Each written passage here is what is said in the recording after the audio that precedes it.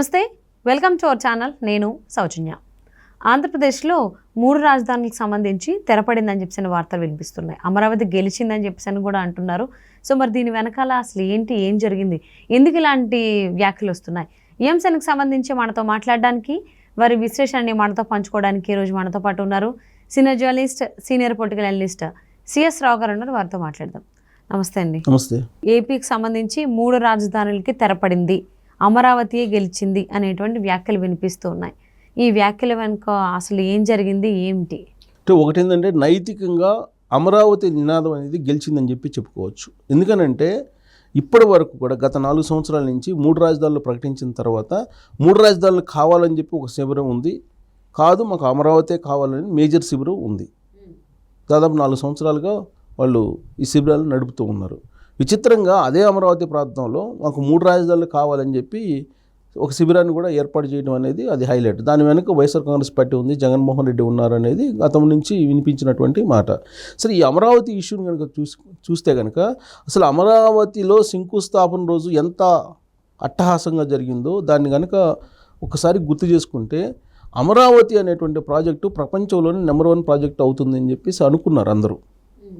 కానీ జగన్మోహన్ రెడ్డి అధికారంలోకి రావడంతో ఒక్కసారిగా అమరావతి అనేది కుప్పగూలిపోయింది. దాని కారణంగా పక్క రాష్ట్రాల్లో బాగా రియల్ ఎస్టేట్ పెరిగింది, పక్క రాష్ట్రాల్లో అభివృద్ధి పెరిగింది. ఆంధ్రప్రదేశ్లో ఉండేటువంటి జనాలకి, నిరుద్యోగులకు కానీ, లేదంటే అక్కడ ఉండేటువంటి సామాన్యులకు కానీ అక్కడ ఇబ్బందులు పడేటువంటి పరిస్థితి, నిరుద్యోగం పెరిగింది, అలా ఉపాధి లేనటువంటి పరిస్థితి ఏర్పడింది.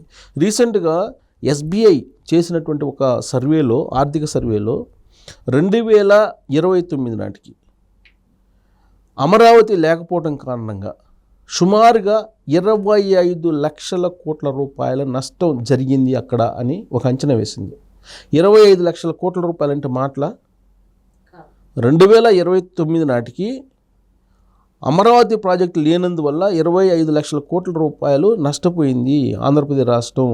ఒకవేళ అదే అమరావతి ప్రాజెక్టు ఉన్నట్టయితే 25 లక్షల కోట్ల రూపాయల ఆదాయం వచ్చిండేది ఆంధ్రప్రదేశ్కి అని ఎస్బీఐ ఇచ్చింది. ఎస్బీఐ ఆర్థిక సర్వే ఇచ్చింది.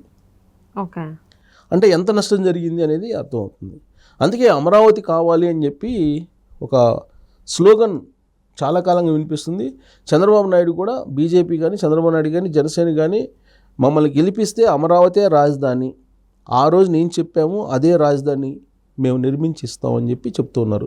సెల్ఫ్ సస్టైనబుల్ క్యాపిటల్ అని చెప్పి వాళ్ళు చెప్తున్నారు. అంటే ఆర్థిక వనరులు వీళ్ళు చెప్పేది ఏంది, 1,00,000 కోట్లు మీ దగ్గర లేవు, 1,00,000 కోట్లు పెట్టి ఆ రాజధాని నిర్మించలేమని చెప్పి జగన్మోహన్ రెడ్డి చెప్తున్నారు. కానీ చంద్రబాబు నాయుడు ఏం చెప్తున్నారు, అది సెల్ఫ్ సస్టైనబుల్ క్యాపిటల్, అది ఒక పైసా లేకుండానే రాజధాని వచ్చేటువంటి ఒక రూపకల్పన ఉంది అక్కడ అని చెప్పి చంద్రబాబు నాయుడు చెప్తున్నారు. సో ఇలాంటి పరిస్థితుల్లో ఈ ఎన్నికల్లో ప్రధానమైనటువంటి అంశం ఏంటంటే 3 రాజధానులు, అమరావతి రాజధాని. 3 రాజధానులు అని చెప్పి ఎవరు చెప్తున్నారు, జగన్మోహన్ రెడ్డి చెప్తున్నారు. వైజాగ్ వెళ్ళినప్పుడు వైజాగ్ రాజధాని అని చెప్తున్నారు, కర్నూలుకి వెళ్ళినప్పుడు కర్నూలు రాజధాని అని చెప్తున్నారు, అమరావతి వచ్చినప్పుడు అమరావతి రాజధాని ఉంటుంది, కాదే మిగతా 2 రాజధానులు కూడా ఉంటాయని చెప్పి ఆయన చెప్తున్నాడు.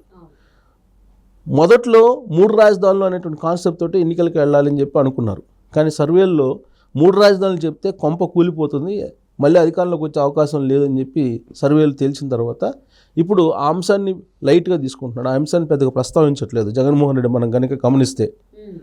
ఇలాంటి తరుణంలో ఇప్పుడు కూటమి అధికారంలోకి వస్తుందని చెప్పి మేజర్ సర్వే సంస్థలు చెప్తూ ఉన్నాయి. ఇలాంటి పరిస్థితుల్లో అమరావతి కేంద్రంగా చేసుకొని 4 ఏళ్లుగా ఎవరైతే శిబిరాలు ఏర్పాటు చేసుకుని 3 రాజధానులకు సంబంధించి 3 రాజధానులు కావాలని చెప్పి అమరావతిలోని శిబిరాలను ఏర్పాటు చేసుకొని 4 ఏళ్లుగా దీక్ష చేస్తున్నటువంటి బహుజన పరిరక్షణ సమితి, ఇది తెలుగుదేశం పార్టీలో విలీనం అయింది. ఓకే, ఎవరి సమక్షంలో? లోకేష్ సమక్షంలో అది విలీనం అయిపోయింది. ఇది ఒక విజయం, అమరావతికి సంబంధించినటువంటి ఒక విజయంగా దీన్ని భావించాలి. అంటే అమరావతి ఇప్పుడు కావాలి అని ఆ ప్రాంతంలో వాళ్ళే ఏకగ్రీవంగా చెప్తున్నారు అని. మొన్నటి వరకు ఏం చెప్పారు, అసలు ఆ ప్రాంతం వాళ్ళే వ్యతిరేకిస్తున్నారు అని చెప్పి చెప్పారు. ఇప్పుడు ఏంటి, ఇప్పుడు వాళ్ళు తెలుగుదేశం పార్టీలో విలీనమైంది, అది బహుజన పరిరక్షణ సమితి, దాంట్లో విలీనం చేసి లోకేష్ సమక్షంలో ఆయన చేరిపోయారు. ఆయన ఎవరైతే 4 ఏళ్ళుగా ఉద్యోగం చేశారో ఆయన గురునాథం ఆయన పేరు, బహుజన పరిరక్షణ సమితి ఆయన చేరిపోయి అమరావతికి మద్దతు పలికారు. దీంతో ఇప్పటి వరకు రకరకాలుగా దాని మీద దుష్ప్రచారం చేసినటువంటి జగన్మోహన్ రెడ్డి ప్రభుత్వం ఇప్పుడు ఆలోచనలో పడింది. ఆల్రెడీ హైకోర్టు చెప్పింది అమరావతి రాజధాని ఇవ్వాలి, అమరావతి రైతులకు న్యాయం చేయాలి. ఆ రోజు ఏం చెప్పారో సిఆర్డీఏ ఏం చెప్పిందో రైతులకు అదే చేయాలని చెప్పి హైకోర్టు చెప్పింది. దాన్ని సవాల్ చేస్తూ సుప్రీంకోర్టుకి వేసాడు జగన్మోహన్ రెడ్డి. సుప్రీంకోర్టులో ఇప్పుడు పెండింగ్ ఉంది. అది ఇప్పుడు ప్రజాకోర్టులో తీర్పు రావాలి. ప్రజాకోర్టు ఇంపార్టెంట్. సుప్రీంకోర్టు న్యాయస్థానాల కన్నా కూడా ప్రజాకోర్టులో ప్రజలు ఏ తీర్పు ఇస్తారనేది ఇంపార్టెంట్. అందుకే ఇప్పుడు ఈ బహుజన పరిరక్షణ సమితి కూడా తెలుగుదేశం పార్టీలో విలీనమై అమరావతి కావాలనేటువంటి నినాదంతో కలిసింది.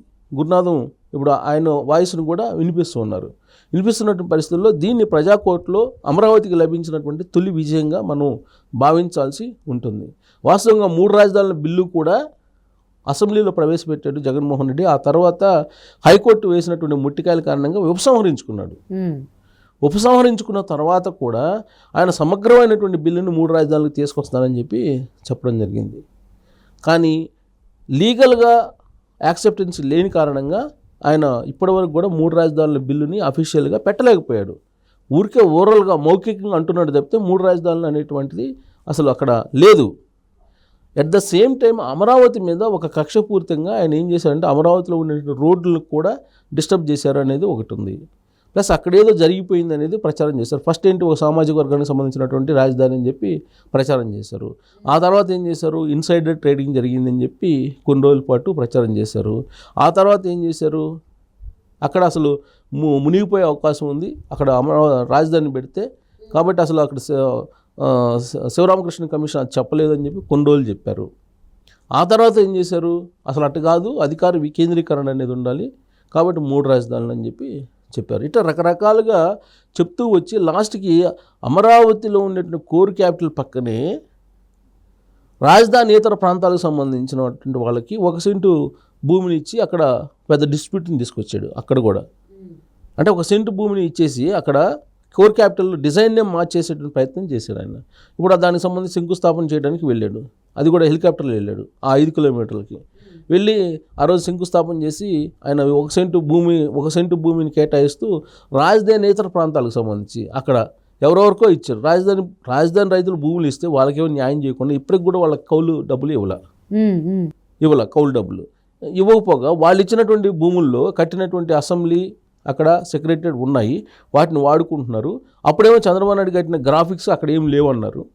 ఇప్పుడేమో వాటినే గత 5 సంవత్సరాల నుంచి వాటిలోనే కదా పరిపాలన సాగించింది, వాటిలోనే నివాసం ఉంటున్నారు కదా, అవేమో గ్రాఫిక్స్ అన్నారు. ఇప్పుడేమో వాటిని వాడుకుంటున్నారు. ఇప్పుడు అసలు కోర్ క్యాపిటల్ దాని డిజైన్ని మార్చేసేలాగా ఇప్పుడు 1 సెంటు భూమి ఇచ్చారు, దాంట్లోనే ఇల్లు కట్టిస్తానని చెప్పేసి శంకుస్థాపన చేసి అడావుడి చేసి అక్కడ పేదలకు నేను స్థలం ఇస్తుంటే వీళ్ళు వ్యతిరేకిస్తున్నారు అనేటువంటి ఒక ప్రచారాన్ని రాజకీయంగా బయటికి తీసుకొచ్చాడు. అంటే ఇక్కడ ప్రతిసారి పిల్లి మొగ్గలు వేస్తూ రాజధాని అమరావతి చుట్టూ తిప్పుతూ వచ్చారు. సో ఇప్పుడు రాజధాని విషయంలో ప్రజాకోర్టులో కనుక రేపు తీర్పు జగన్మోహన్ రెడ్డికి వ్యతిరేకంగా వస్తే కనుక అమరావతి ఫైనల్ గెలుపు అనేది అనుకోవచ్చు. సో ఏపీ రాజధానికి సంబంధించి ఏపీ ప్రజలను అయితే ఎంతవరకు కన్ఫ్యూజ్ చేయాలో, ఎన్ని రకాలుగా కన్ఫ్యూజ్ చేయాలో అన్ని రకాలుగా కన్ఫ్యూజ్ చేశారు జగన్మోహన్ రెడ్డి. సో ఇప్పుడైతే 3 రాజధానులకు సంబంధించి ఏపీలో తెరపడిందని చెప్పుకోవాలి. అంటే ఆ శిబిరాన్ని ఎత్తేయడం, దాన్ని పార్టీ వాళ్ళు టీడీపీలో కలిసిపోవడం దానికి సంకేతం అన్నట్టుగా తెలుస్తుంది. మరి చూద్దాం ఏం జరుగుతుంది ఏంటి అనేది. Thank you so much CS Rao గారు. Thank you.